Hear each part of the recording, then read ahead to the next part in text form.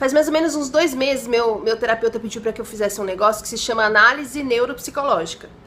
Eu nunca tinha ouvido falar, mas conversando com ele e com a tal da psicóloga que fez essa análise, eu entendi que é como se...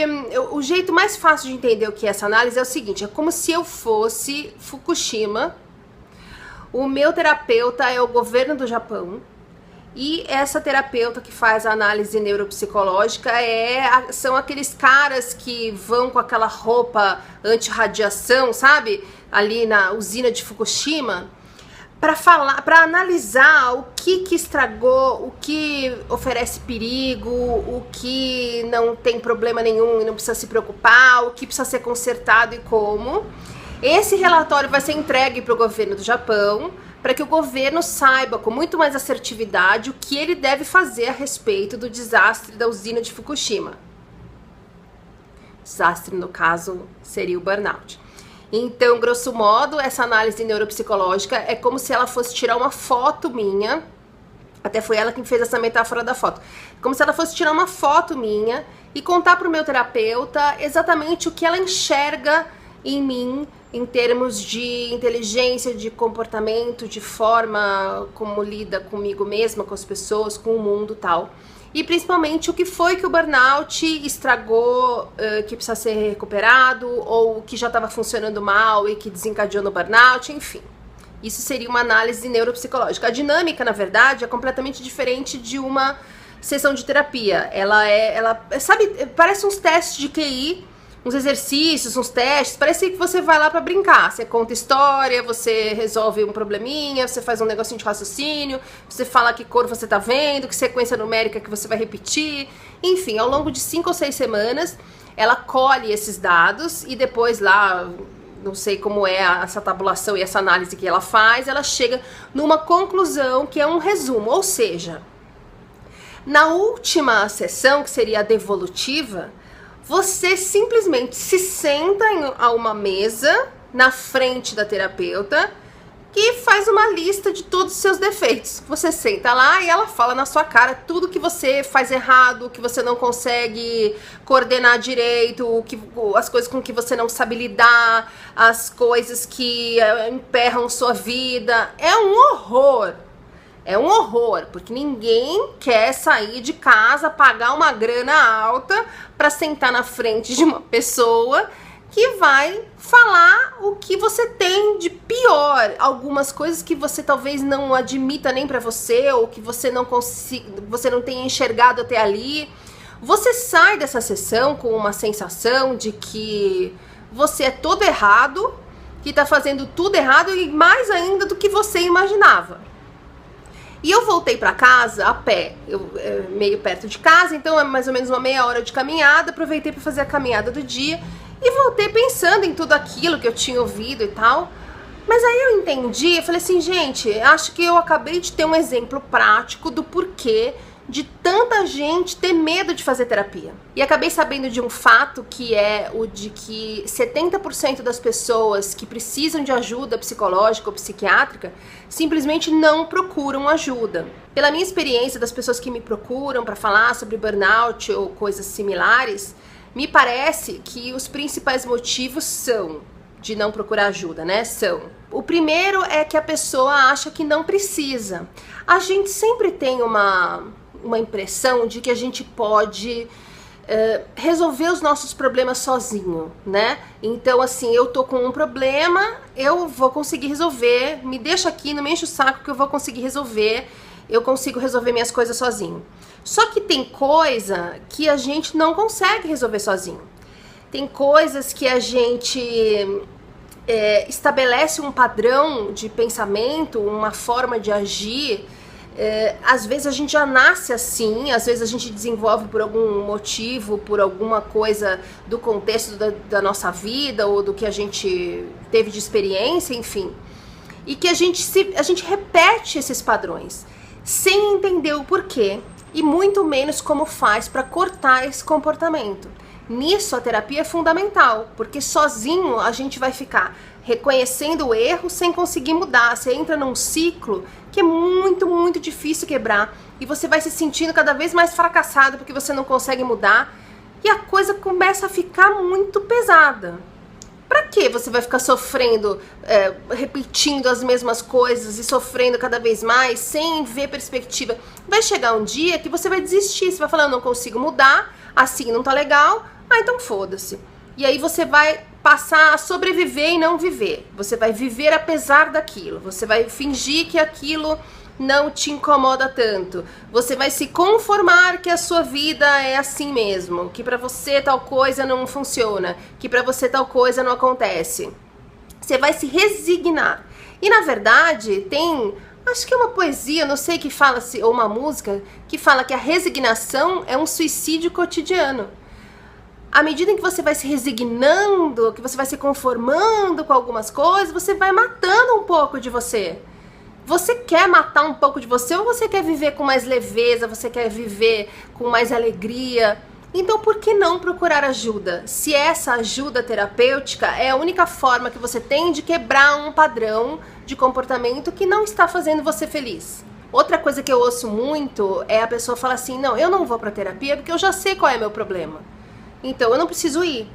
Só que tem uma coisa que é o seguinte, a gente saber qual é o problema é realmente metade do caminho, porque a gente reconhecer que tem um problema, entender qual é esse problema, assumir que existe esse problema e conseguir ver no dia a dia que isso é um problema, como a gente se comporta, como a gente lida com alguma coisa específica ou não, é um enorme passo, é uma parte dificílima que você já passou, você já conseguiu entender tudo isso.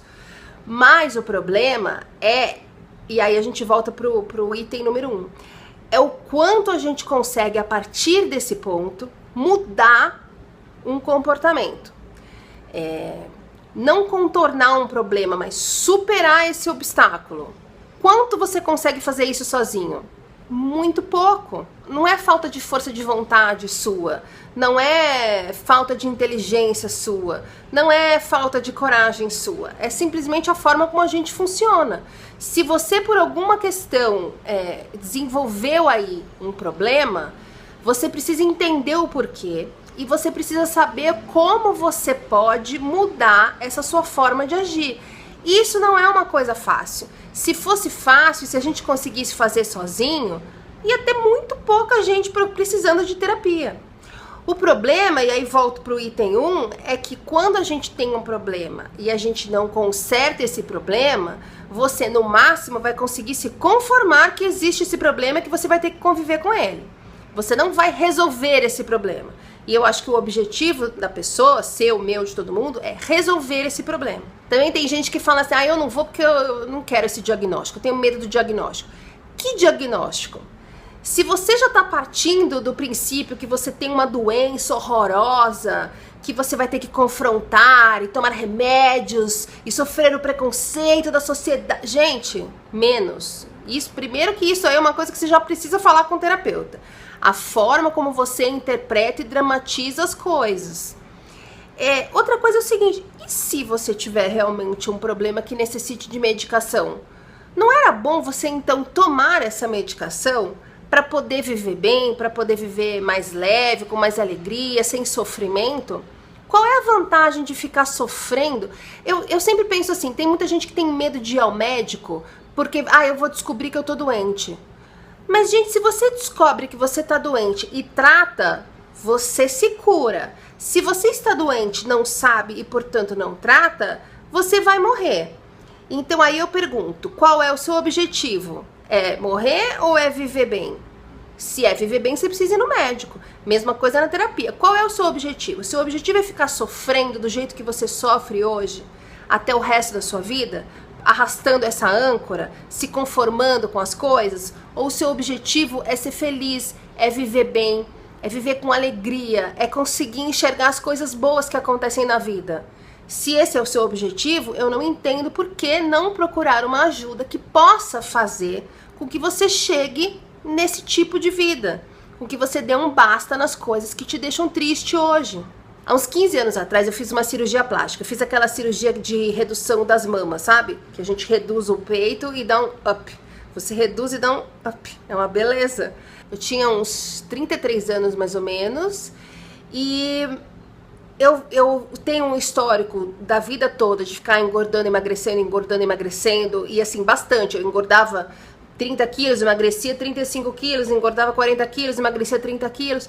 Esse efeito sanfona, mais a força da gravidade, gente, fica aquele peito horroroso. Fica parecendo obra de arte do Ernesto Neto. Quem não sabe quem é o Ernesto Neto, vou deixar um link aqui embaixo para você averiguar que beleza que fica o peito de uma pessoa quando ele começa a perder a sustentação.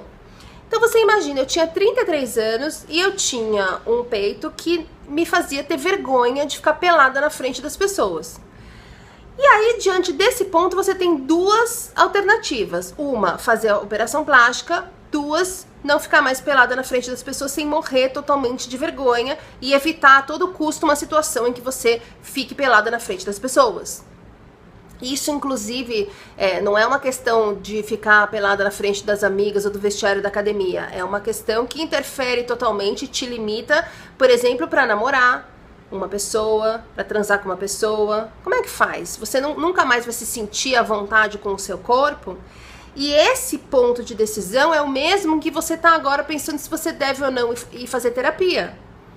Porque na hora em que eu decidi fazer a cirurgia, eu tive que encarar uma série de medos que eu sempre tive. Eu morro de medo de fazer cirurgia. Você, quando faz uma cirurgia, e ainda mais sem ser uma necessidade de saúde, porque essa cirurgia que eu fiz é totalmente estética. Ela tem a ver com autoestima, mas ela é estética. Se eu não fizer, eu não vou ficar doente, não vou morrer por causa disso. Então, quando você voluntariamente se coloca numa sala de cirurgia, é como se você estivesse falando assim, gente, estou arriscando a minha vida. Agora resolvi que eu vou arriscar minha vida. Você pode morrer? Pode, é uma cirurgia. Mas você também pode morrer se você sair aqui agora e atravessar a rua ou tropeçar aqui no meio da casa, sei lá.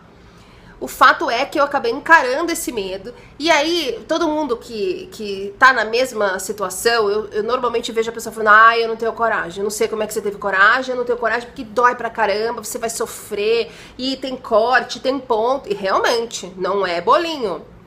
Tem corte, tem ponto, dói, você fica com movimentação limitada durante umas 2 semanas, aquilo tudo incha, tudo é incômodo, você não consegue dormir. Só que são 2 semanas. Então pensa comigo.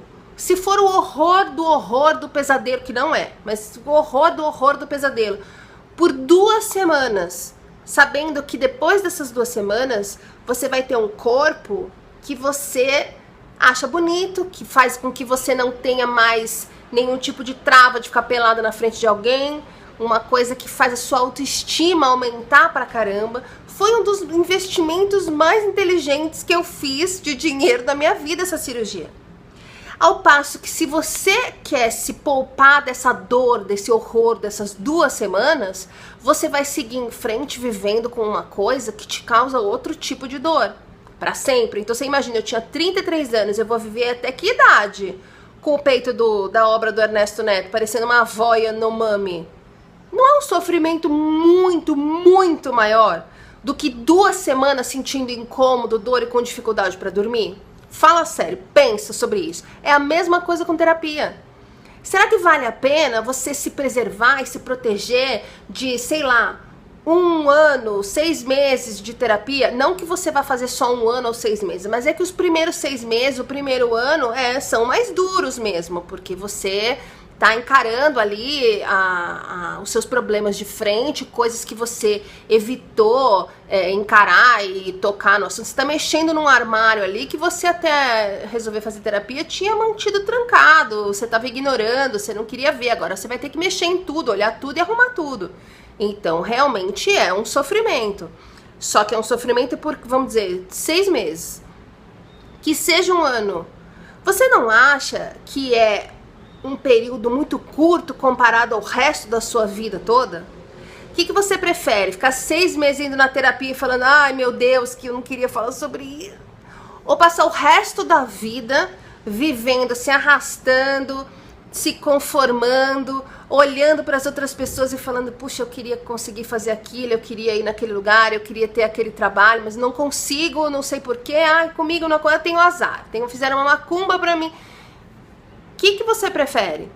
Então, assim, Eu, quando voltei da análise neuropsicológica lá, tive a perfeita noção da dor que é você se vir sendo obrigada a encarar de frente todos os seus problemas de uma vez só, que é uma coisa que não acontece na terapia. Você não chega na terapia e o cara vai lá e fala 300 milhões de coisas que você faz errado. Não, é uma coisa, vamos lidar com isso, ele vai no seu tempo, justamente para que a coisa não seja traumática. Agora, nessa análise neuropsicológica, simplesmente eu paguei para uma pessoa sentar na minha frente e falar tudo que eu tenho de errado concentrado em meia hora. Aí você fala assim, então, não era melhor você não ter feito? Não, não era melhor eu não ter feito, sabe por quê? Porque tudo isso que ela me jogou na cara já me fez rever algumas coisas que eu já tinha começado de novo a dar uma ignorada. Tudo isso que ela falou na minha cara vai gerar um relatório que vai ser entregue para o meu terapeuta. Claro, isso é sempre feito com a nossa autorização. Vai ser entregue para o meu terapeuta e o tratamento dele, a partir dali, vai ser muito mais assertivo. Sou eu que vou ter benefício.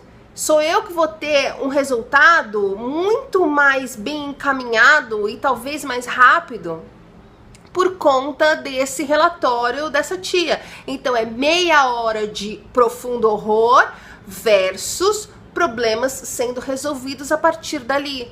Problemas melhor compreendidos por mim e, portanto, mais fáceis de eu encarar e entender e me propor a assumir um comportamento diferente para solucionar aquilo.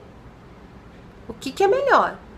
Você ainda acha que é melhor eu não ter ido? Você ainda acha que é melhor eu não ter feito terapia? Eu não acho.